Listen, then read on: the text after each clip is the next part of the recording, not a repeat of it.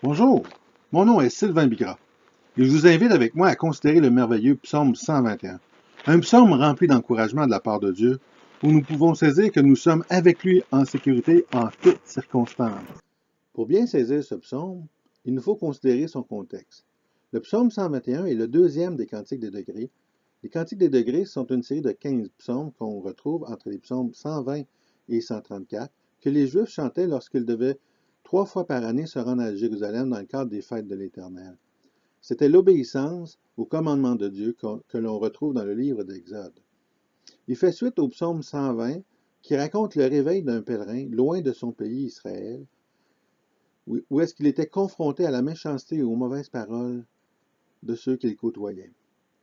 Dans notre psaume, nous le retrouvons au début de son voyage, regardant la route à parcourir pour se rendre à Jérusalem et voyant les dangers qu'il risque de rencontrer. Donc, si vous le voulez bien, on va prendre le temps de regarder ce psaume et de pouvoir peser chacune de ces paroles qui vont faire du bien à notre âme. Donc, le psaume 121, au premier verset, commence en disant « Cantique des degrés. Je lève mes yeux vers les montagnes.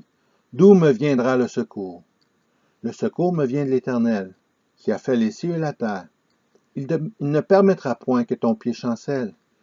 Celui qui te garde ne sommeillera point. Voici, il ne sommeille ni ne dort, celui qui garde Israël. L'Éternel est celui qui te garde. L'Éternel est ton ombre à ta main droite. Pendant le jour, le soleil ne te frappera point, ni la lune pendant la nuit. L'Éternel te gardera de tout mal. Il gardera ton âme. L'Éternel gardera ton départ et ton arrivée, dès maintenant et à jamais. Le psalmiste était au début de son voyage.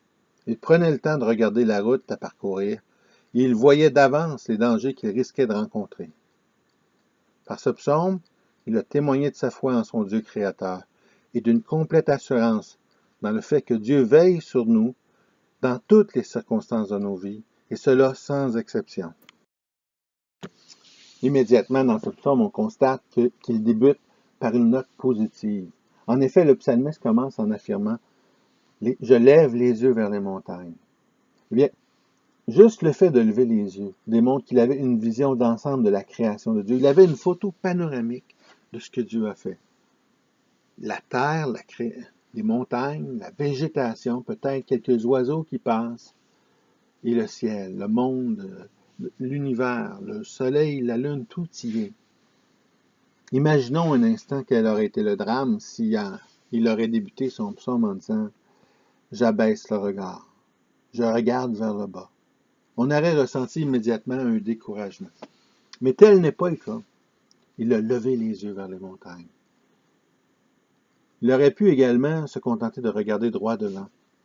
Il aurait vu les obstacles sans aucune solution. Il aurait seulement pu dépendre de ses propres ressources.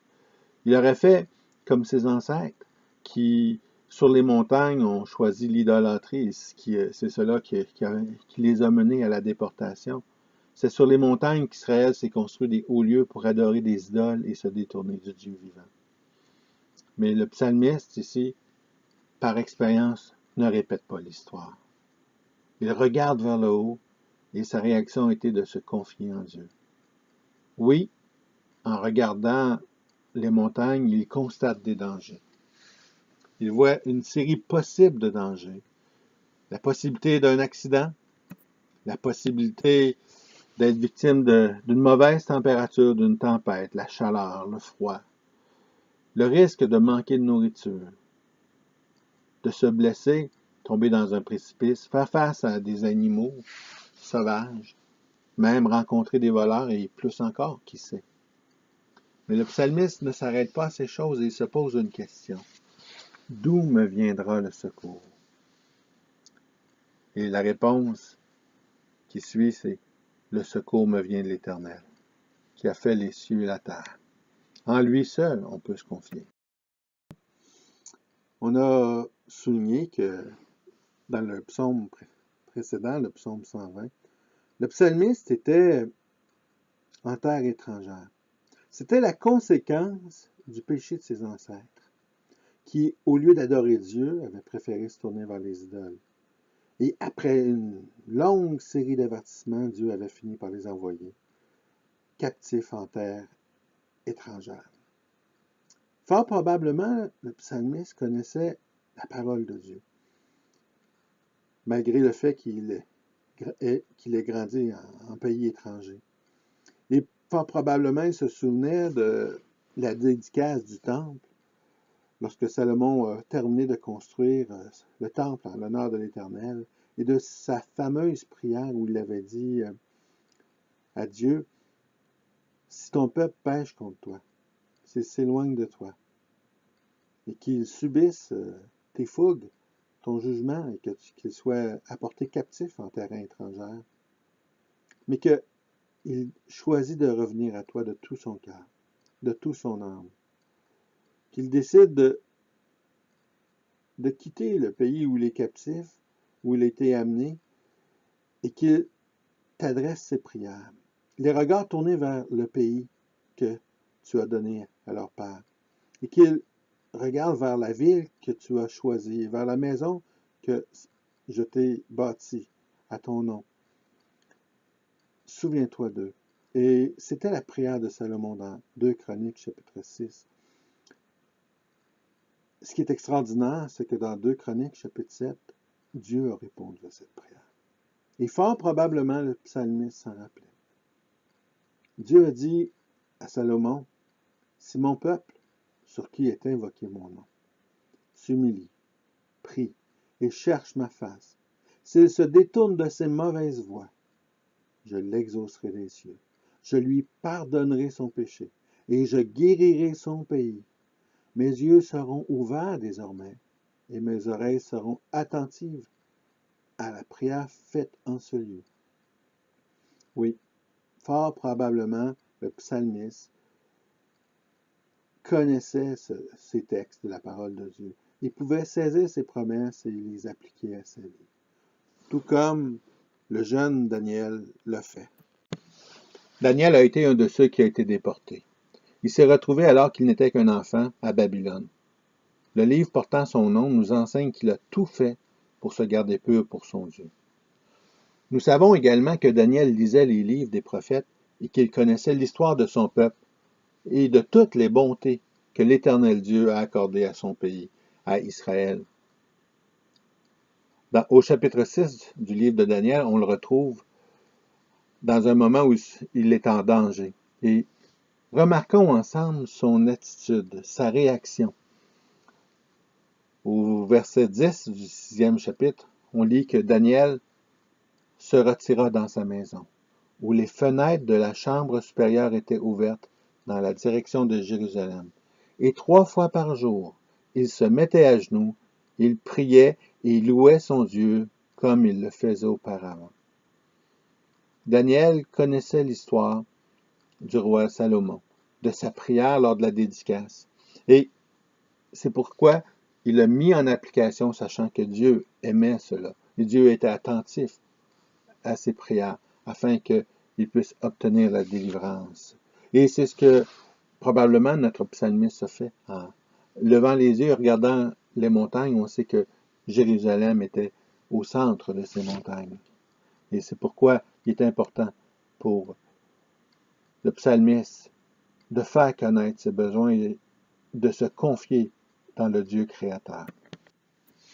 Alors, on revient au verset 2 de notre psaume, où nous lisons « Le secours me vient de l'Éternel qui a fait les cieux et la terre ». Le psalmiste, comme Salomon, comme Daniel, savait que son secours venait de Dieu. Vous savez, notre conception des choses est souvent limitée. Plusieurs choses nous échappent. Par contre, Dieu est conscient de toutes choses. Mieux encore, il contrôle toutes choses. Rien ne peut arriver sans son accord. À titre d'exemple, on peut regarder l'histoire de Job. Il a fallu que Satan lui demande la permission et Dieu a mis des limites à son action. Alors, le psalmiste ici sait en qui se confier. Il sait où trouver le secours. Et il le trouve dans le Créateur, celui qui a fait toutes choses, pour qui il n'y a rien d'impossible. C'est ce que Jésus nous enseigne dans Luc, chapitre 18, au verset 27. Jésus a dit, « Ce qui est impossible aux hommes est possible à Dieu. » Il n'y a pas de limite pour Dieu. Oui, certains voudraient se confier dans la création, certains vont se tourner vers les choses de la nature, mais comme Jérémie le dit, on s'attend en vain aux collines et à la multitude des montagnes. Certainement, c'est en l'Éternel notre Dieu qu'est notre délivrance. On voit ça dans Jérémie chapitre 3. C'est seulement qu'en Dieu qu'on peut trouver une solution. C'est seulement qu'en Dieu que nous trouvons notre secours. Le secours me vient de l'Éternel qui a fait les cieux et la terre. À ce propos, il y a un passage que j'aime beaucoup dans Ésaïe au chapitre 44 où est-ce que Dieu dit « Ainsi parle l'Éternel qui t'a fait et qui t'a formé dès ta naissance, celui qui est ton soutien. Ne crains rien, mon serviteur Jacob, mon Israël que j'ai choisi. Car je répandrai des eaux sur le sol altéré et des ruisseaux sur la terre desséchée. Je répandrai mon esprit sur ta face et ma bénédiction sur tes rejetons. Ils pousseront comme au milieu de l'herbe, comme les saules près des courants d'eau. » Alors cette image nous fait comprendre combien Dieu est prêt à agir pour notre bien-être. Il est prêt à transformer le désert et de répandre la pluie, les ruisseaux, là où on a besoin d'être désaltéré. Le psalmiste sait ces choses. Le psalmiste sait que même si sur sa route, il faut faire face à d'énormes dangers, il n'a pas à craindre, car son Créateur veille sur lui. C'est la même chose avec nous, les chrétiens, qui sommes également des pèlerins sur cette terre, comme l'apôtre Paul nous l'affirme dans ses épîtres. Nous n'avons pas à craindre, car Dieu a des plans pour nous. Il désire notre bien, il désire nous bénir et pour cela, il va s'assurer de notre sécurité. Nous n'avons pas à craindre. Alors, pour continuer, je vous propose deux illustrations afin de démontrer le fait que le secours nous vient de l'Éternel qui a fait les cieux et la terre. La première illustration, c'est dans Actes chapitre 4, où est-ce qu'on retrouve l'Église dans une rencontre de prière, où est-ce qu'ils vont invoquer le Dieu créateur pour une situation bien particulière, où est-ce que, dans le contexte, on lit au verset 17 que les membres du Conseil juif ont interdit à Pierre et à Jean d'une manière absolue de parler et d'enseigner au nom du Seigneur Jésus. Alors, Pierre et Jean après avoir été relâchés, se sont rendus auprès des membres de l'Église et ils ont partagé ce récit. Et ensemble, on voit qu'ils ont adressé à Dieu une prière, au Dieu créateur. Alors, regardons un peu cette prière. Seigneur, toi qui as fait le ciel, la terre et la mer, et tout ce qui s'y trouve, c'est toi qui as dit par le Saint-Esprit, par la bouche de notre Père, ton serviteur David, pourquoi ce tumulte parmi les nations et ces vaines pensées parmi les peuples? Les rois de la terre se sont soulevés et les princes se sont ligués contre le Seigneur et contre ton oint. En effet, contre ton saint serviteur Jésus que tu as oint, Hérode et Ponce Pilate se sont ligués dans cette ville avec les nations et avec le peuple d'Israël pour faire tout ce que ta main et ton conseil avaient arrêté d'avance. Alors, dans la prière de l'Église, à ce moment-là, on voit qu'ils étaient conscients d'un élément important. La prière des disciples de Jésus souligne à ce moment-là la vérité que Dieu est souverain dans toutes choses, dans toutes les circonstances de la vie, et cela en incluant même les actions de ceux qui font le mal, telles que, dans le cas présent, la trahison des leaders juifs unis avec ceux des nations contre le Seigneur Jésus. Alors, l'Église en est pleinement consciente et au lieu de se décourager, de perdre confiance et de craindre pour leur vie, ils ont poursuivi dans leur prière et ont dit « Et maintenant, Seigneur, vois leurs menaces et donne à tes serviteurs d'annoncer ta parole avec une pleine assurance, en étendant ta main pour qu'il se fasse des guérisons, des miracles et des prodiges par le nom de ton saint serviteur Jésus. » Et quand ils eurent terminé de prier, le lieu où ils étaient assemblés trembla.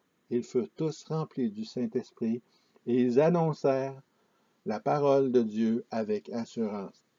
Alors, l'autorité juive a tout fait pour les décourager et pourtant, ils ont au contraire gagné en confiance parce qu'ils savaient que Dieu est souverain, que Dieu est pour eux et que Dieu était pour leur donner la force nécessaire pour surmonter cet obstacle.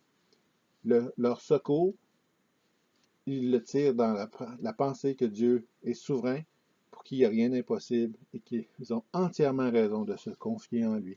Et ceci, c'est la première illustration que je voulais vous mentionner. Comme deuxième illustration, j'aimerais qu'on regarde ensemble dans Daniel chapitre 2, une autre prière, mais celle-là de Daniel. Pour résumer le contexte rapidement, dans le chapitre 2 de Daniel, il y a le roi de Babylone qui a fait un rêve. Et il l'a oublié. Et puis là, il a convoqué les sages et le rêve l'avait troublé, donc il veut en connaître le contenu, mais aussi l'interprétation. Alors, il a demandé aux sages de Babylone de lui dire le rêve et d'en donner la signification. Et ça, personne n'est en mesure de pouvoir répondre à ces questions. Alors, le roi s'est fâché et il a ordonné que l'on fasse périr tous les sages parce que personne ne pouvait répondre à ces questions. Et Daniel était du nombre et il se retrouvait en danger. Et à ce moment-là, Daniel, quand il l'a su, cette chose, parce qu'il n'était pas de ceux qui avaient été convoqués devant le roi, quand il l'a su par après, il a demandé un délai. Et il est allé voir ses camarades et il leur a dit d'implorer la miséricorde de Dieu, du Dieu des cieux, afin qu'il ne soit pas condamné à mort et tué. Et puis là, Daniel est allé dans la présence de Dieu et a regardé sa prière. Il a dit, béni soit le nom de Dieu d'éternité en éternité. À lui appartiennent la sagesse et la force. Donc, Daniel savait que Dieu, c'est le Dieu créateur qui connaît toutes choses. Il a continué, il dit, c'est lui qui change les temps et les circonstances, qui renverse et qui établit les rois, qui donne la sagesse aux sages et la science à ceux qui ont de l'intelligence. Il révèle ce qui est profond et caché. Il connaît ce qui est dans les ténèbres et la lumière demeure avec lui. Donc, Daniel invoque Dieu en lui disant, tu es au contrôle de toutes choses, j'ai besoin que tu me révèles cette lumière-là. Et il a continué sa prière avec une action de grâce. Regardez bien ça, la foi qu'il avait. Dieu de mes pères, je te glorifie, je te loue de ce que tu m'as donné la sagesse et la force, et de ce que tu m'as fait connaître, ce que nous t'avons demandé, de ce que tu nous as révélé, le secret du roi. Dieu a répondu à sa prière, et grâce à Daniel et à sa foi dans le Dieu créateur, le Dieu pour qui il n'y a rien d'impossible, tous les sages ont été épargnés. Daniel a loué Dieu parce qu'il a reçu de lui la sagesse et la force, en incluant que Dieu lui a fait connaître le rêve du roi. C'était par la foi, puis après avoir prié ainsi, Daniel s'est rendu auprès du roi pour éviter que les autres sages périssent. Comme Daniel, les disciples de Jésus et puis le psalmiste, nous devons nous également, voir au-delà de l'épreuve et voir le Dieu créateur qui prend soin de nous. En lui, on peut se confier et s'attendre à lui. Vous savez, notre vision n'est pas comme Dieu. On peut percevoir des choses, mais Dieu, lui, les voit totalement différentes. Alors, comme on a vu dans le livre des Actes, Dieu utilise même les éléments négatifs de la vie, de ce que les méchants font, afin de s'en servir pour accomplir sa volonté. Et c'est le cas dans notre vie chrétienne également. Paul souligne dans Romains chapitre 8 le fait que tout concourt au bien de ceux qui aiment Dieu. Peu importe les circonstances, Dieu permet des choses afin de nous faire grandir. Et Paul continue dans 1 Corinthiens également en disant que si on est tenté, Dieu va pourvoir à ce qu'on ait tous les outils nécessaires afin qu'on puisse s'en sortir victorieux. Donc Dieu ne permet pas qu'on soit tenté au-delà de nos forces. Même que Jacques, le frère du Seigneur, dans son épître, au premier chapitre, commence en disant « Considérez les différentes épreuves comme étant un sujet de joie complète. » Jacques voulait démontrer, en disant cela, que Dieu transforme les choses à notre avantage. Dieu est toujours au contrôle de toutes choses. C'est pourquoi, dans l'épreuve, on n'a pas à s'inquiéter, on n'a pas à craindre, parce que Dieu a à cœur notre situation. Il est un Dieu vivant et c'est lui qui est notre secours. Le psalmiste, quand il regarde la route à parcourir, quand il lève les yeux vers les montagnes qui peut envisager pendant quelques instants les quelques dangers qu'il risque de rencontrer sur sa route pour se rendre à Jérusalem, eh bien, il y a une chose qui est certaine, c'est que peu importe les circonstances, si Dieu est pour lui, qui peut être contre lui? Dieu est souverain à travers toutes choses. On l'a vu, il utilise même les ennemis, les méchants, pour accomplir sa volonté. On n'a pas à craindre. Combien de fois dans la parole il est écrit « ne crains point ». Dieu veut vraiment qu'on saisisse combien il nous aime. D'ailleurs, Paul, dans Romains chapitre 8, les versets 38 à 39, affirme que rien ne peut nous séparer de l'amour de Dieu. Et il va de cette illustration, de cette phrase qui est riche en sens et qui nous porte à réfléchir. Ni la mort, ni la vie, ni les anges, ni les dominations, ni le présent, ni l'avenir, ni les puissances, ni ce qui est en haut, ni ce qui est en bas, ni aucune autre créature, rien ne pourra nous arracher à l'amour que Dieu nous a témoigné en Jésus-Christ, notre Seigneur. Qu'est-ce qui reste d'autre? Une fois qu'on élimine toutes ces choses, qu'est-ce qui peut être contre nous? Absolument rien. Si Dieu est pour nous, il n'y a personne qui peut être contre nous. Dans la suite de ce psaume, dans la prochaine partie, nous allons considérer un mot clé qui est répété à plusieurs reprises et qui nous démontre la manière dont Dieu désire nous témoigner son amour, de la manière dont Dieu désire prendre soin de chacun d'entre nous. On se retrouve pour la suite plus tard.